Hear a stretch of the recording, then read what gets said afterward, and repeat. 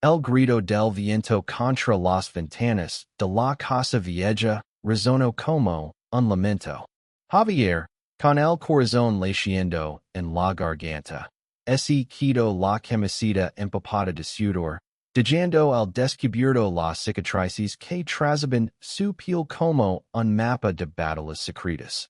No esperaba que la puerta se abriera de golpe, en que los ojos de Diego, el padre de su mejor amigo, se clavaron en él con una intensidad que lo robó el aire.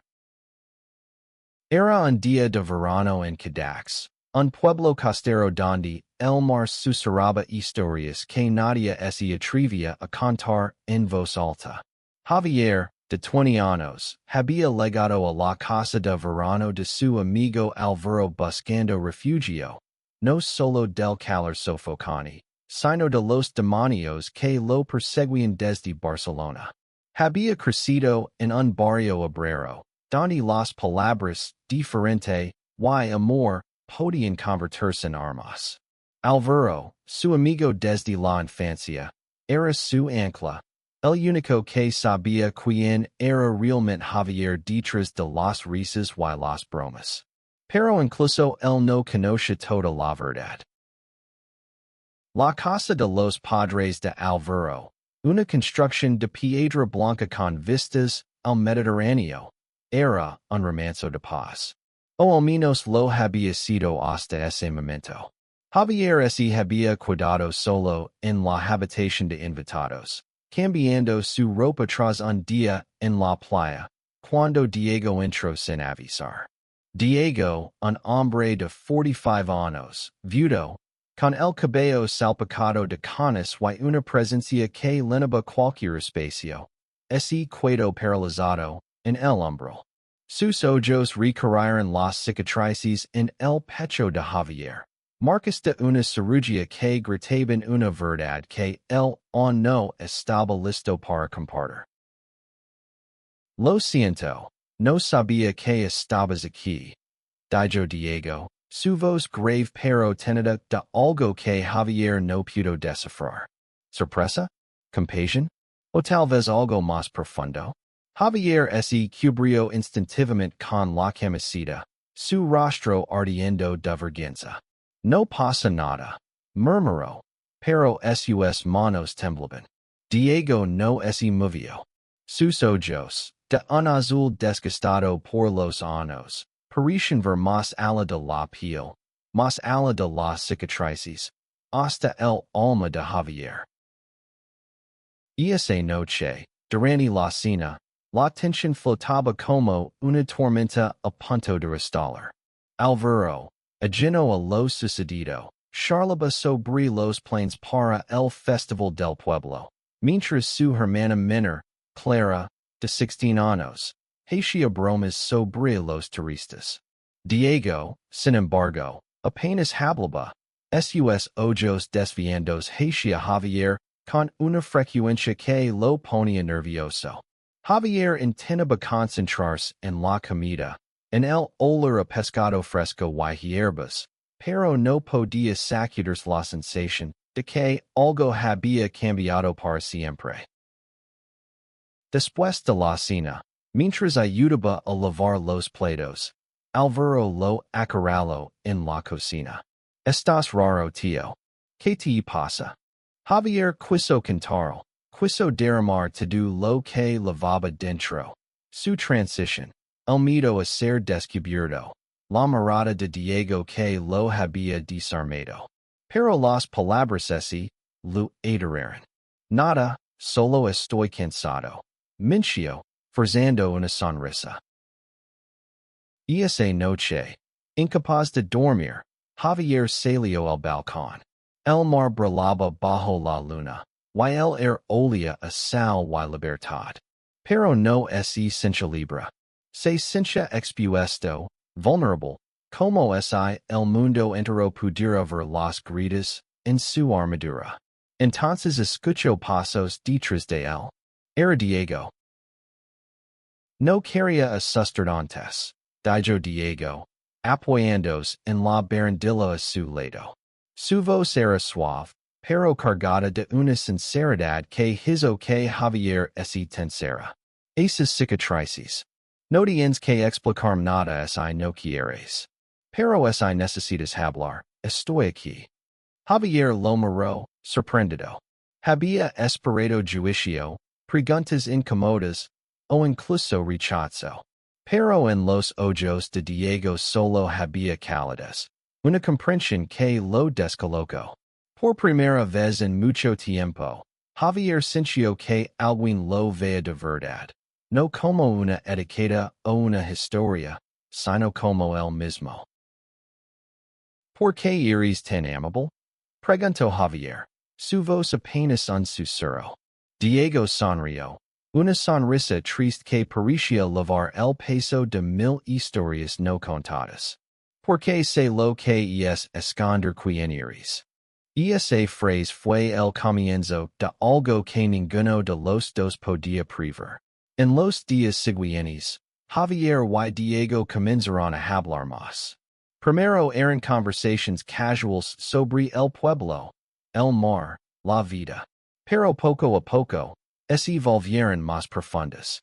Diego compartió que, tras la muerte de su esposa, había pasado años encerrado en su propio dolor, negándose a sí mismo la posibilidad de amar de nuevo.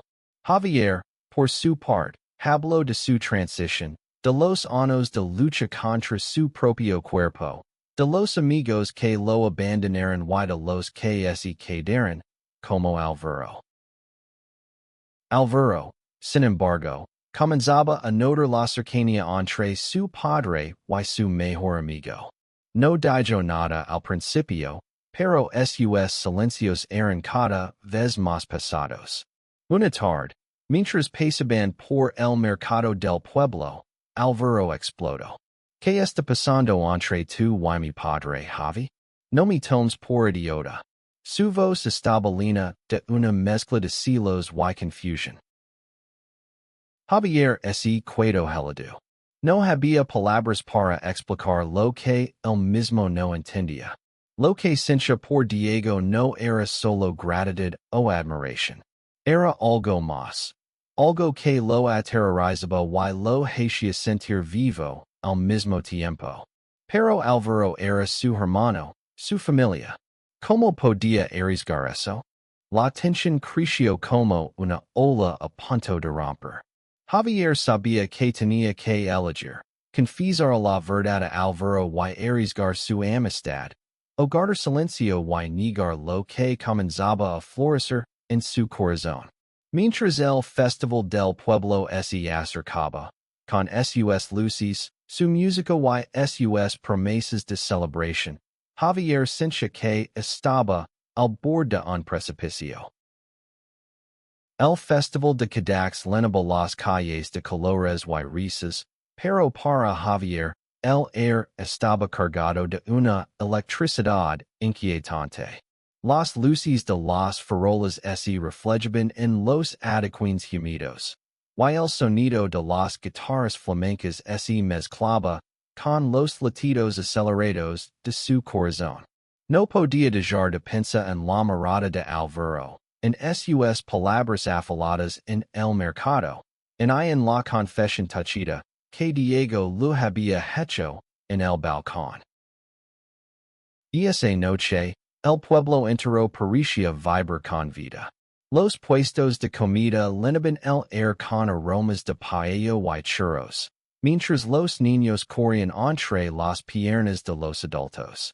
Javier caminaba junto a Alvaro y Clara, intentando mantener la fachada de normalidad, pero cada risa forzada lo pasaba como una piedra. Diego estaba a pocos pasos, ayudando a organizar un puesto de artesanías, pero sus ojos así, y cruzaban con los de Javier con una frecuencia que lo hacía estremecer. ¿Por qué no bailas con alguien? Dijo Clara, dando un cadazo juguete a Javier. Eres el único que parece un alma en pena. Javier sonrió débilmente, pero su mente estaba en otra parte. Quería hablar con Alvaro, explicar lo que sentía, pero el miedo lo paralizaba. Ysi lo perdía para siempre. La oportunidad llegó sin que la buscara. En un momento, Alvaro lo arrastró lejos de la multitud, hacia un callejón donde el bullicio del festival se desvanecía. Habla Javi. Dijo, cruzando los brazos. No me mientas. ¿Qué está pasando con mi padre? Su voz temblaba, no solo de enojo, sino de un dolor que Javier no había anticipado. Javier respiró hondo. El air salado del mar llenando sus pulmones. No lo planeé Alvaro. No sé cómo explicarlo. Pero tu padre me entiende. Me vi de una manera que nadie más lo hace. Las palabras salieron torpes, pero eran sinceras. Alvaro lo miró fijamente, sus ojos brillando con una mezcla de incredulidad y traición. ¿Me estás diciendo que sientes algo por él? Alvaro dio un paso atrás, como si las palabras de Javier fueran un golpe físico. Y es mi padre, Javi. Mi padre.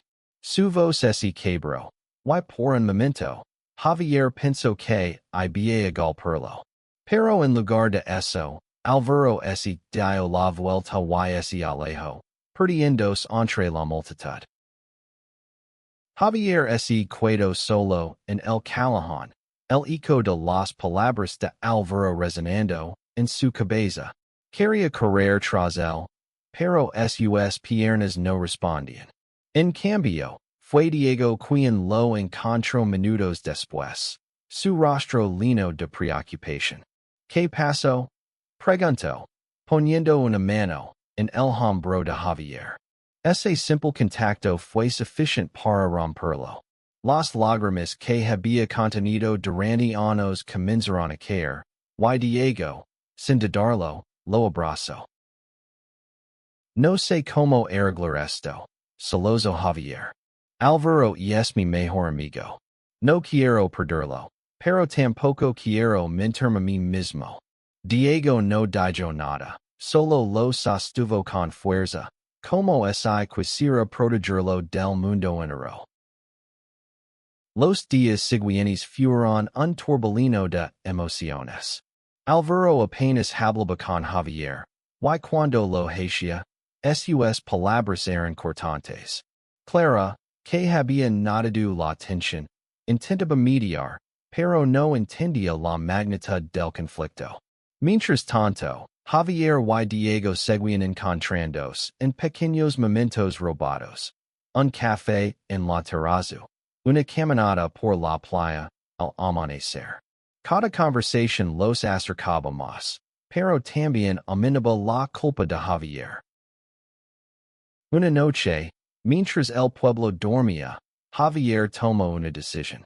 Se colorado en la habitación de Alvaro, dispuesto a poner todo sobre la mesa. No quiero que me odies. Comenzó, su voz temblorosa. Pero no puedo cambiar lo que siento. Tu padre. Él me hace sentir que no tengo que esconderme. Por primera vez, siento que puedo ser yo mismo. Alvaro lo escuchó en silencio, su rostro una máscara de emociones encontradas. Cuando finalmente habló, su voz era baja pero firme. No es que no quiera que seas feliz, Javi. Es que siento que estoy perdiendo a los dos. Eres mi hermano, y él es mi padre. ¿Cómo es supone que encajo en esto? Esas palabras golpearon a Javier como un martillo. Nunca había considerado cuánto podía herir a Alvaro, no solo por su relación con Diego, sino por el miedo de quedar al margen. Permiso dar el tiempo, pero en su corazón sabía que no podía renunciar a lo que sentía por Diego. No después de todo lo que habían compartido. El verano avanzaba, y con él, el peso de las decisiones pendientes. Javier se encontraba atrapado entre el amor que comenzaba a florecer y la lealtad hacia su mejor amigo. Cada día era una batalla, pero también una oportunidad para descubrir quién era realmente y que estaba dispuesto a arriesgar por ser auténtico. El sol de agosto quemaba con una intensidad que parecía reflejar el fuego interno de Javier.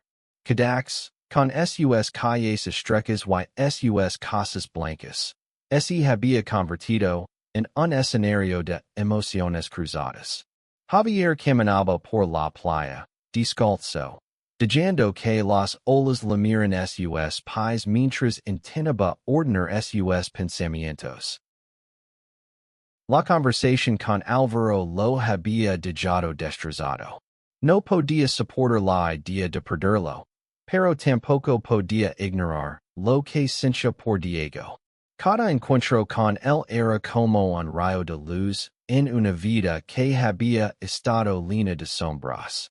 Diego, con su calma y su fuerza, lo había mostrado que era posible amarse a sí mismo, incluso con todas las cicatrices físicas y emocionales. Una tarde, mientras ayudaba a Diego a reparar una barca vieja en el pequeño muelle de la familia, Javier se atrevió a preguntar lo que lo había estado carcomiendo. ¿Qué hacemos con esto, Diego? No quiero hacer el daño a Álvaro, pero tampoco quiero renunciar a ti. Diego dejó el martillo a un lado y lo miró, sus ojos brillando con una mezcla de ternura y determinación. No te voy a mentir, Javier. Esto no es fácil para mí tampoco. Álvaro es mi hijo, y daría mi vida por él. Pero lo que siento por ti es real, y no quiero negarlo. Sus palabras fueron como un bálsamo, pero también un recordatorio de lo complicada que era la situación. Esa noche, Javier y Diego se sentaron en la terraza de la casa, bajo un cielo estrellado que parecía infinito. Hablaron durante horas, no solo de ellos, sino de sus mitos, sus sueños, sus pasados.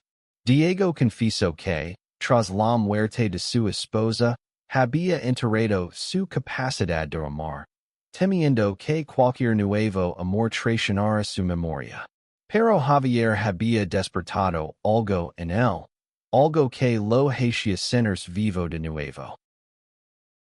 Javier, por su parte, habló de su transición, de los años de lucha contra su identidad, de las noches en que lloraba frente al espejo, diciendo ser alguien más. Tú me haces sentir que no tengo que ser nadie más, le dijo, con la voz quebrada. Diego tomó su mano, y por un momento, el mundo entero pareció desvanecerse. Pero la realidad no tardó en irrumpir. Clara, que había estado escuchando desde la puerta, entró de repente, su rostro lleno de confusión. ¿Qué está pasando aquí? Preguntó, mirando de uno a otro. Javier sintió que el suelo se abría bajo sus pies. No estaba listo para que nadie más supiera, no todavía. Diego, con una calma que Javier envidiaba, explicó lo mejor que pudo. Clara, a veces el corazón no sigue las reglas que esperamos. Pero te permito que no queramos hacer daño a nadie. Clara, con la franqueza propia de sus 16 años, frunció el seno. No entiendo, papa. Tu y Javi.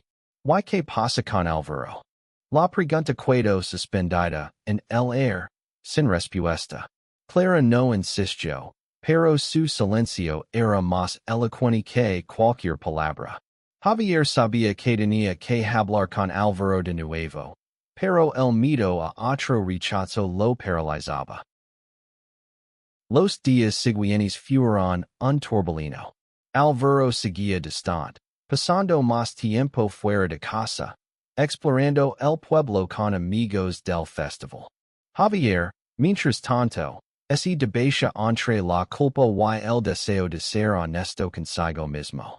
Diego intentaba mediar, pero cada conversación con su hijo terminaba en un silencio tenso. Una noche, durante una tormenta que azotó la costa, Javier encontró a Álvaro Senadu en la playa, empapado y con la mirada perdida en el horizonte. Sin pensarlo, se sentó a su lado, dejando que la lluvia los envolviera. No quiero que me odies, dijo Javier, su voz apenas audible sobre el rugido del mar. Pero no puedo cambiar quien soy, en lo que siento. Álvaro no respondió de inmediato. Cuando lo hizo, su voz estaba llena de una tristeza que rompió el corazón de Javier. No te odio, Javi, pero no sé cómo lidiar con esto. Siento que estoy perdiendo a mi mejor amigo y a mi padre al mismo tiempo. Esas palabras fueron un punto de inflexión. Javier se dio cuenta de que no podía seguir evitando la verdad, en consigo mismo en con los demás. Pero también sabía que el camino hacia la aceptación sería largo y doloroso, no solo para él, sino para todos los que amaba. La tormenta no solo había azotado Cadax, sino también los corazones de todos en la casa.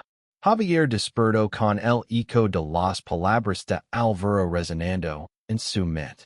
La lluvia había cesado, pero el aire aún estaba cargado de humedad y tensión. Sabía que no podía seguir posponiendo la verdad, pero cada paso hacia la honestidad esencia como camina sobre brasas. Esa mañana, Diego lo invitó a dar un paseo por los acantilados que rodeaban el pueblo. El paisaje era salvaje, con el mar chocando contra las rocas, y el viento lavando el aroma de la sal. Tenemos que hablar con Álvaro juntos, dijo Diego, su voz firme pero cargada de preocupación. No podemos seguir escondiéndonos. No es justo para él, ni para nosotros. Javier asintió, aunque el nudo en su estómago se apretaba. Sabía que Diego tenía razón, pero la idea de enfrentarse a Álvaro, de poner todo sobre la mesa, lo llenaba de terror. Y lo perdía para siempre. Y la familia que había encontrado, en Cadax se desmoronaba, por su culpa. El momento llegó esa misma tarde. Diego reunió a Álvaro, Clara y Javier en el comedor de la casa. La luz del atardecer se filtraba por las ventanas, bañando la habitación en tonos dorados que contrastaban con la gravedad del momento. Diego habló primero, con una calma que escondía el torbellino en su interior. Álvaro, Clara, hay algo que necesitamos compartir con vosotros. No es fácil, pero merecéis la verdad. Javier sintió que el aire se volvía denso.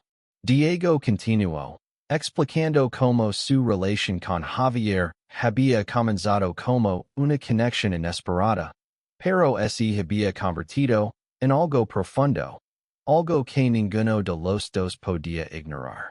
Álvaro escuchaba en silencio, su rostro una máscara de emociones contenidas. Clara, por otro lado, no pudo contenerse. Entonces ahora sois pareja? ¿Y qué pasa con nosotros, papá? ¿Qué pasa con mamá? La mención de su madre fue como un puñal. Diego palideció, pero no esquivó la pregunta. Vuestra madre siempre será parte de mí, Clara. Pero la vida sigue. Y he aprendido que el amor no es agoda. Lo que siento por Javier no reemplaza lo que siento por ella.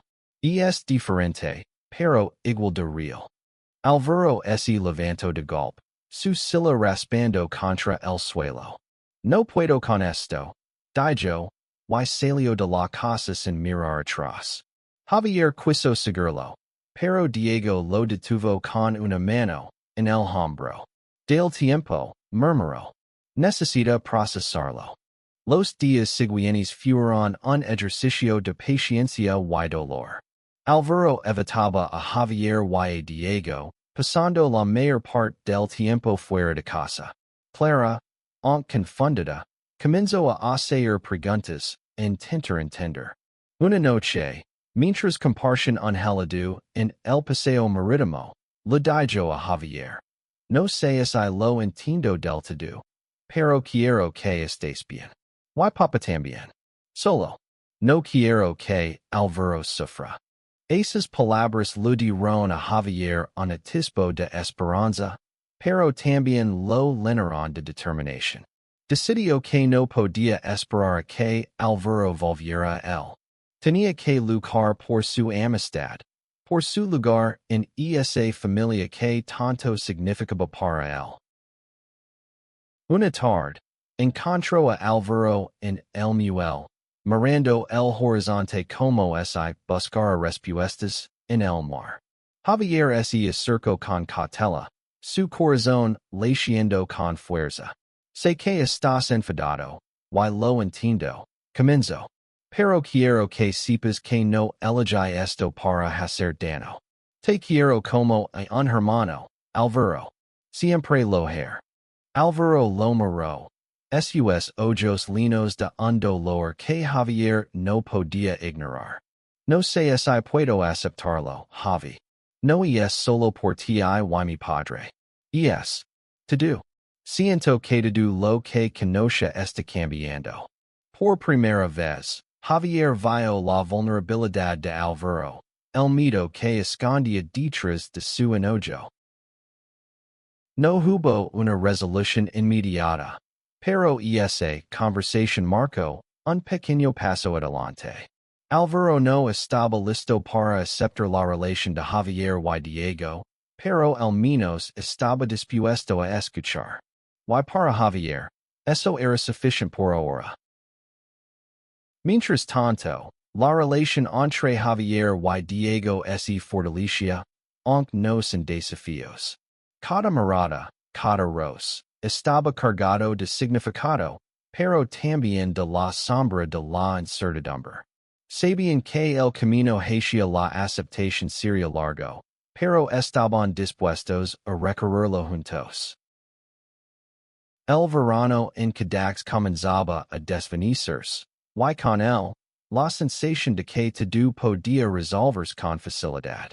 Las noches eran más frescas, y el pueblo se preparaba para despedir a los turistas y recuperar su calma habitual.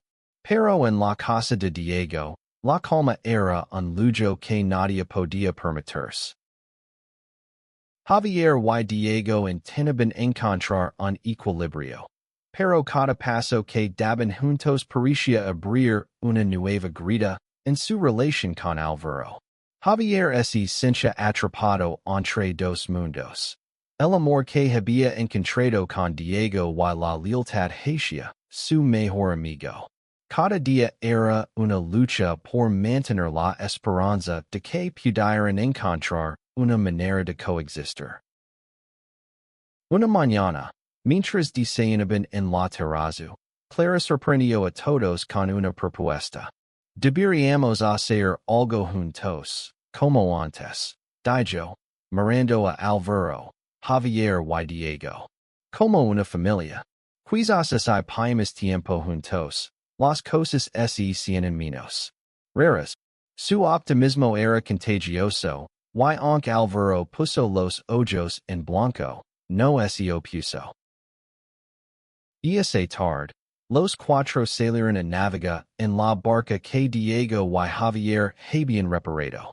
El mar estaba tranquilo, y el sol pintaba el agua de tonos dorados. Por un momento, todo parecía perfecto. Clara reía mientras intentaba pesca, Diego contaba historias de sus días como marinero, y Javier y Alvaro intercambiaban bromas como en los viejos tiempos. Pero la paz era frágil, y una mirada demasiado larga entre Javier y Diego bastó para que Alvaro se tensara. Podemos hablar de algo que no sea esto, dijo Alvaro de repente, su voz cortante. El silencio que siguió fue ensordecido. Clara intentó aligerar el ambiente con una broma, pero el daño estaba hecho. Cuando regresaron a la orilla, Alvaro se marchó sin dejar una palabra. Esa noche, Javier no pudo contenerse más. Fue a la habitación de Alvaro, dispuesto a poner fin al silencio que los estaba destruyendo. No puedo seguir así, Alvaro, dijo, su voz temblando de frustración.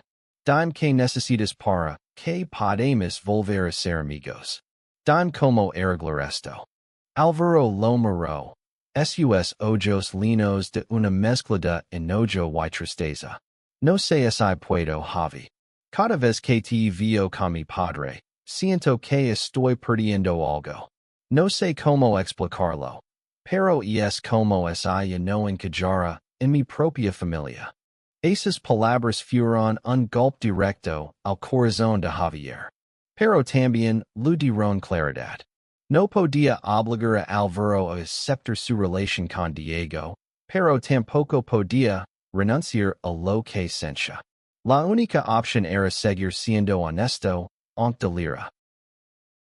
Los días siguientes fueron un torbellino de emociones.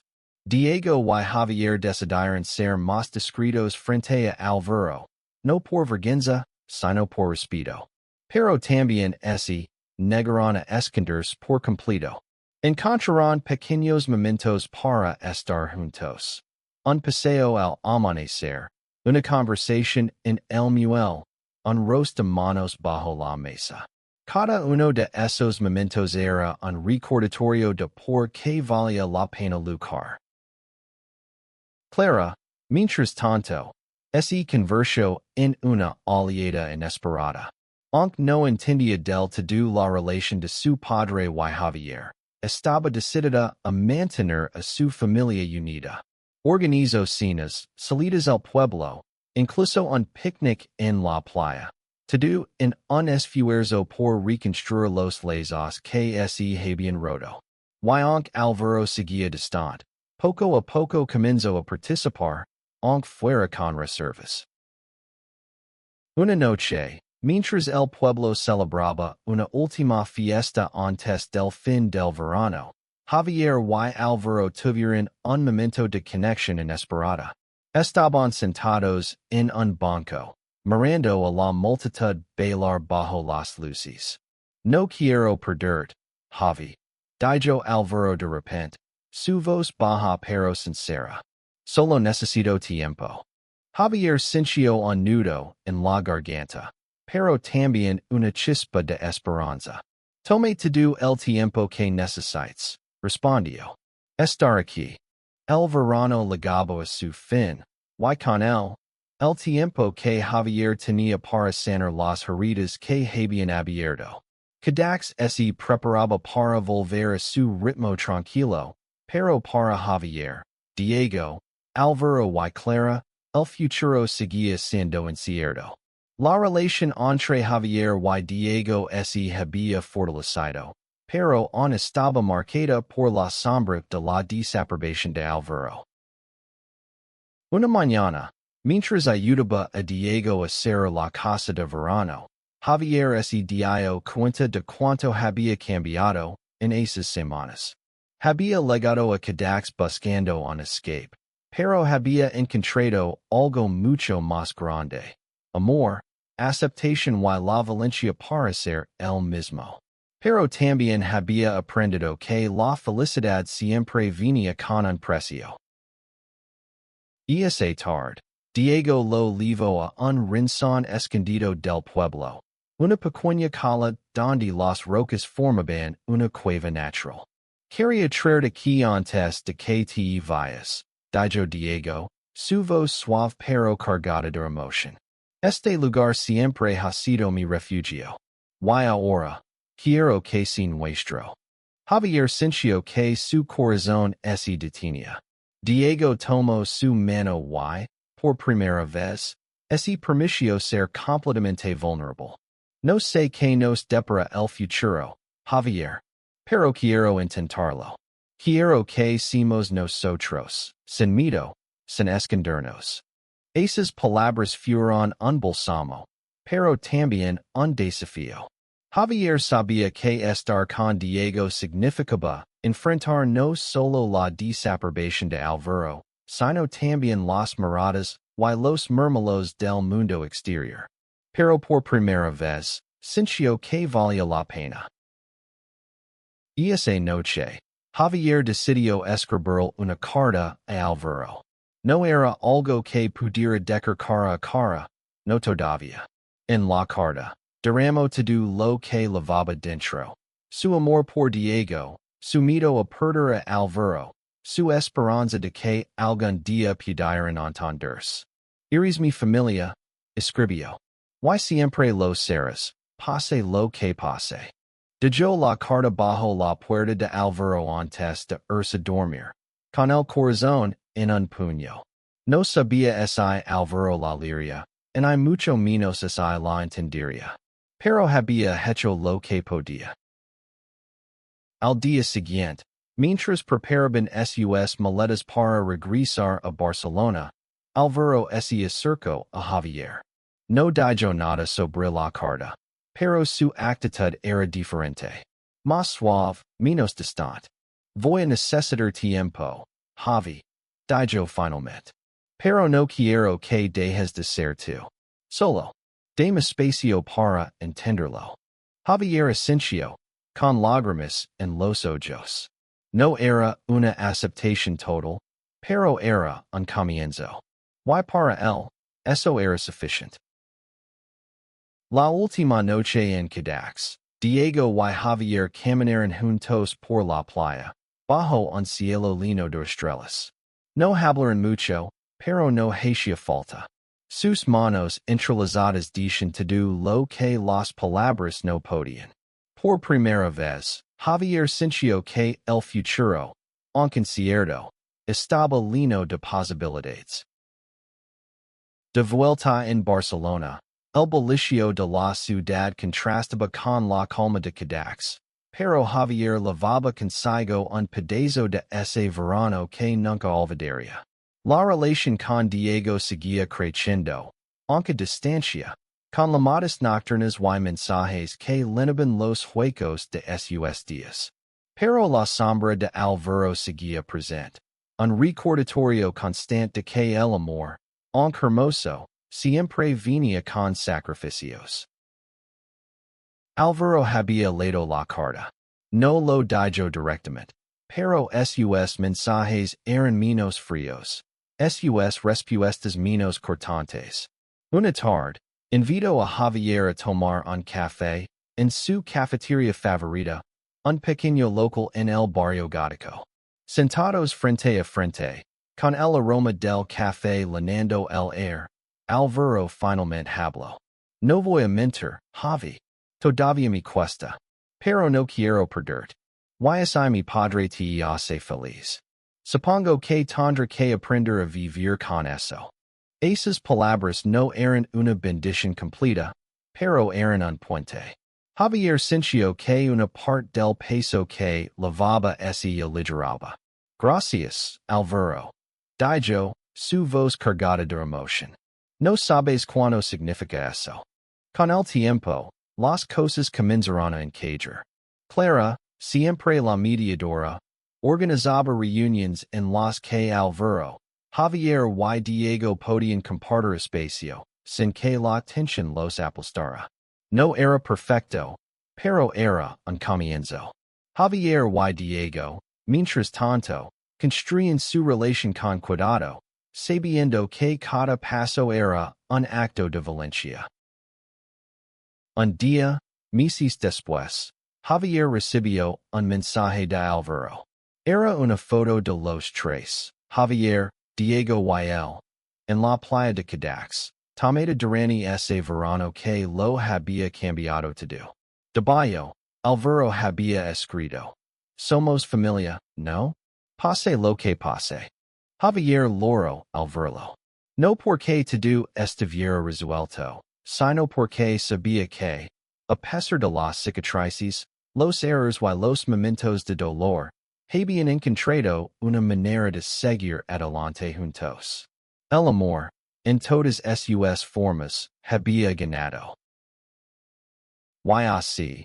Mientras el sol se ponía sobre Barcelona, Javier supo que nunca olvidaría ese verano en Cadax. No solo por el amor que había encontrado con Diego, sino por la lección más importante de todas. Que ser auténtico, aunque doloroso, era la única manera de vivir de verdad.